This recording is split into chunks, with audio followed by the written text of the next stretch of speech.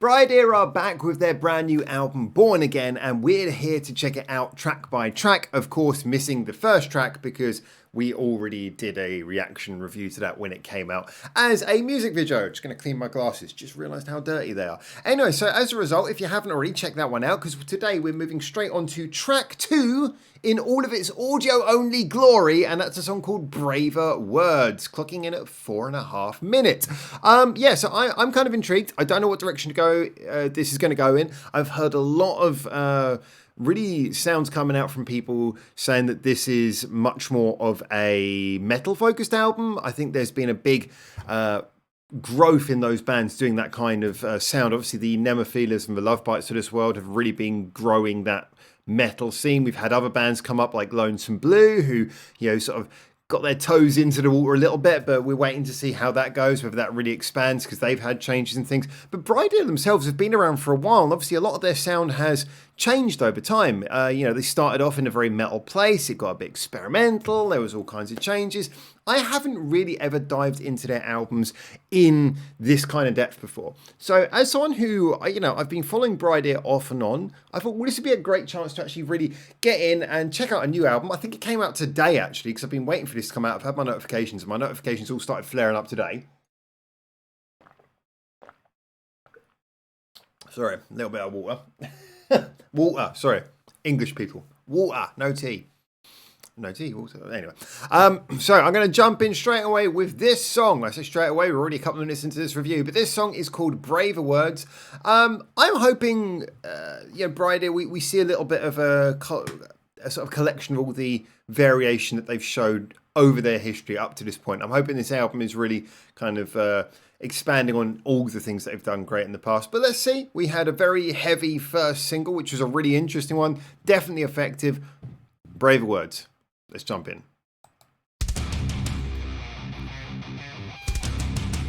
So I think heavy is definitely the way it's starting.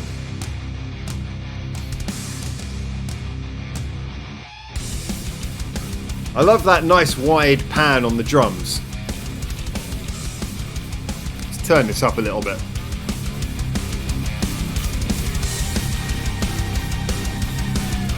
Oh, that's a cool little sound. I love that they're being brave and playing with some of that production. Definitely eerie.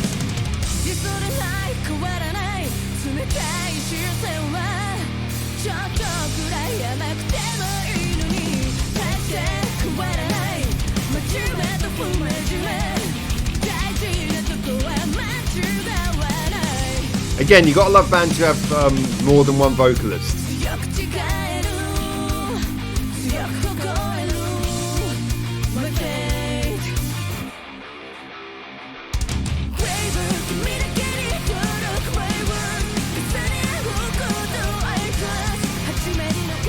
That was a really interesting key change into the chorus. I'm assuming this is the chorus.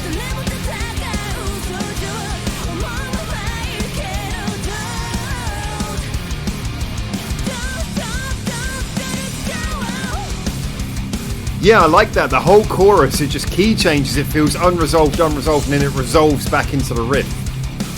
It sort of settles back into...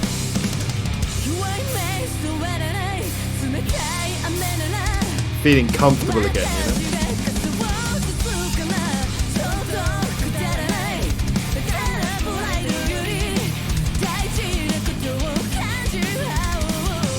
The layered vocal is adding a lot to it as well.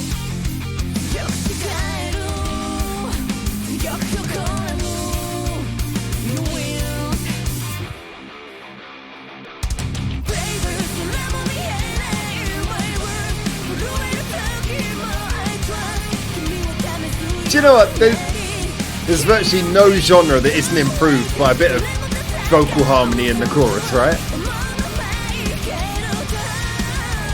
That's really cool. I like that. Alright, bridge time. Let's see. Bridge can make or break a song. Is it just a solo, or is there going to be more to it?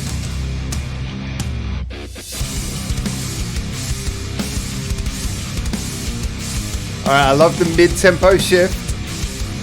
Get your head banging going. Solo? No, we keep with the head banging, alright. I don't object to that. Here's the solo.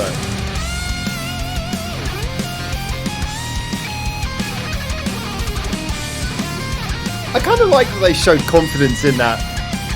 Kept that mid-tempo headbang going for a good period of time. You can imagine them extending that live.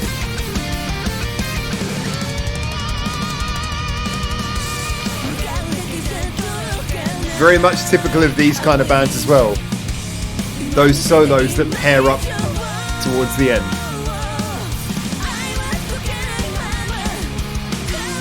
Nice vocal build up. This is a good bridge. Is it going to break down? Always! Always! Number one favourite Japanese band technique. Start the last chorus on a breakdown.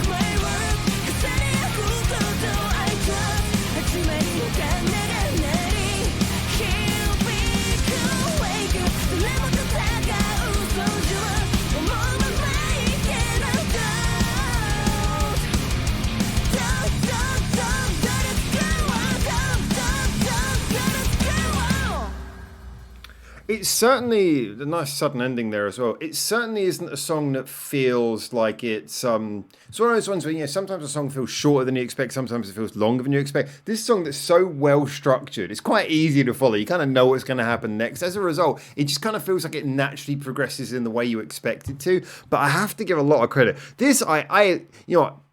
The first song, I liked it. This one I liked much more. This was much better than the single, in my opinion.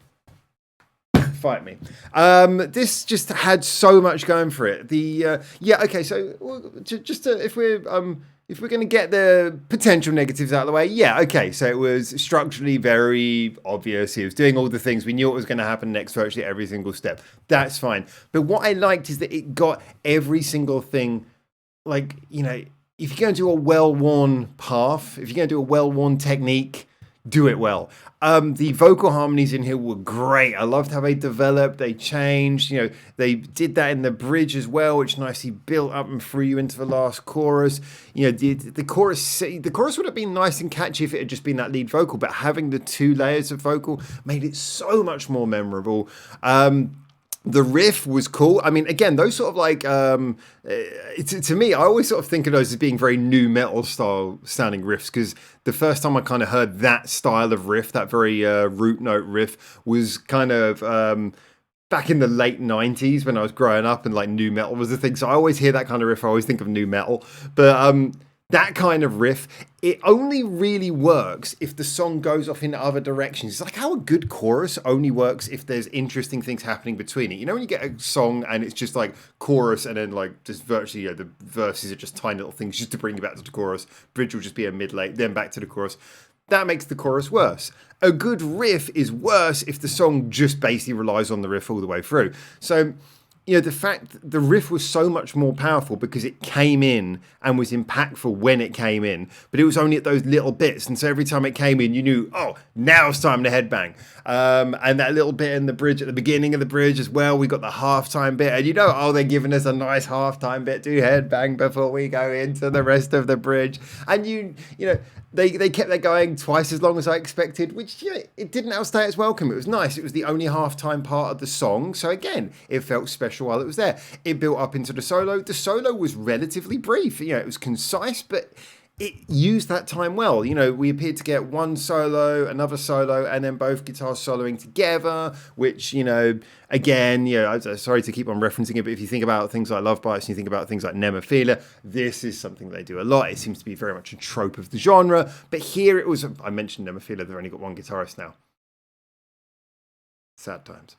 Anyway, but yeah, so it's very much a trope of the genre, but it was done really well here. It was concise. You know, when one guitar, another guitar, both together, burst into the vocal bit, built up, everything was good, but you know, you always want to leave people wanting a little bit more because you want a song to feel like it's moving. You want to feel like everything's coming and it's picking up from the last thing like a relay and just running on and on and on. You don't want any bit to feel so indulgent that you either just stay there, you get, you know, too complacent, it's just like a 15-minute guitar solo or something. So I like this. It moved, it kept going. The verses were interesting as well, which was mainly propped up by the fact the singer, sorry, don't remember her name. I'm really bad at remembering people's names. But the singer's got a really great voice, which just came across really nicely. If anything, I was actually a little bit surprised. Her voice was mixed a little bit thin, which was helped, therefore, by the fact you had, when you had a vocal harmony, I guess that makes more sense. But I kind of felt like they could have mixed her with a little bit more power. Her voice felt a little bit thin in the mix, but that's probably the nearest thing I could think of a complaint about this. Is it reinventing anything? No, it's very much by the numbers, but is it a very good example of how to do this kind of thing right? Yeah, I really like this. And, you know, the first song, again, it was good. I enjoyed it. It was a good little rock song. I think it would really appeal to the metalheads, the first song. This one, to me, though, I think this one's got broader appeal. Better chorus, more interesting, goes through more different things. This was a much better song. It's kind of going from hey, that was above average to this, which is like, this was really good. So, great example of a well-trodden path, but done really, really well. Really enjoyed it. Can't wait to check out more of the album. Let me know, because, again, if I do these track-by tracks with you, that means I'll kind of record them one at a time. If you guys are interested, I'll do them. If guys are not interested in an album or not interested enough, then I'll just go and sit and enjoy the album nice and peacefully on my own. So let me know. If you guys like this within like 48 hours of it coming out, if it looks like you guys are enjoying it and you're commenting saying you're enjoying it, then we'll do more. That was the sound of my hard drive telling me that it's filling up. So I should probably stop waffling now. My hard drive's telling me to stop waffling. Anyway, until I hopefully see you very soon in Japan for the next one of these, get in the comments, tell me what you think. And for now, ciao, ciao.